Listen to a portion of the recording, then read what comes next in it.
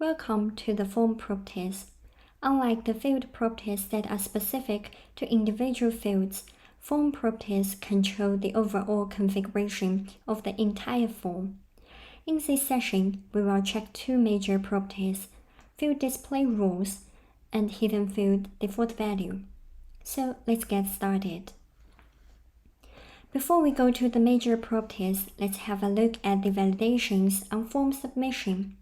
This powerful feature allows you to set advanced restrictions for form submission with custom field prompts. For example, here is a formula to verify if the value of the number field is greater than 2, and I have set the prompt as the number needs to be greater than 2.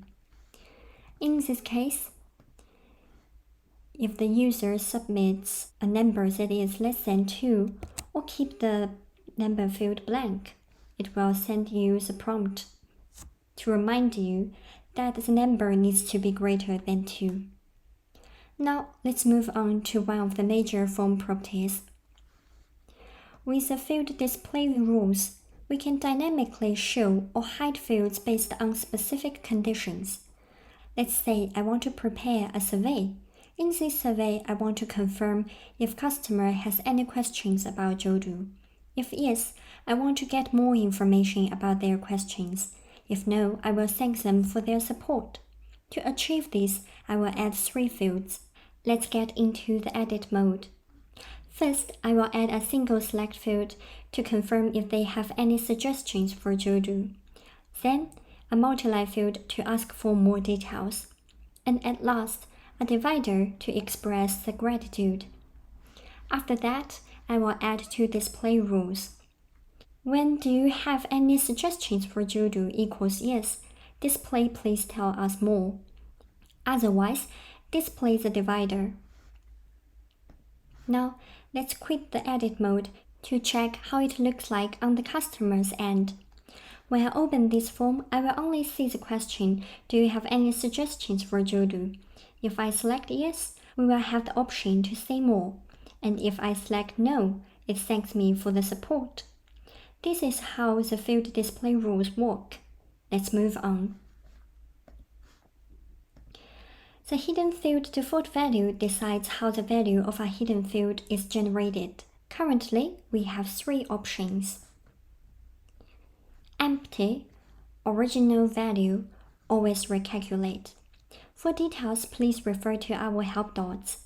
Here, I will show you an example of always recalculate. Let's say in an exam, I want the students who select yes for Jodoo is the best to get 10 points. Let's get into the edit mode. First, I will hide the score field from the students. Then, I will set up the calculation with the if function. And at last, I will go to set up the hidden field default value as always recalculate. Let's see how it works. As a student, I can't see my score. I will submit a yes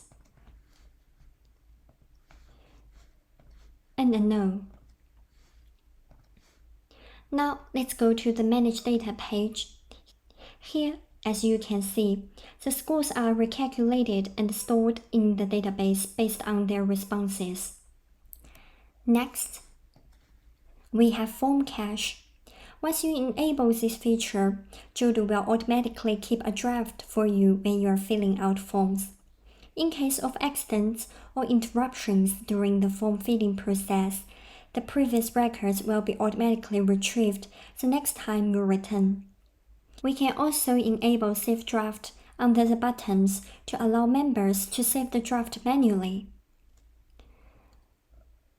The multi-tab display is useful in summary reports. It allows you to organize and display different types of records within the same form, enhancing data management and presentation. In the equipment register we demoed earlier, it is applied to display different types of records.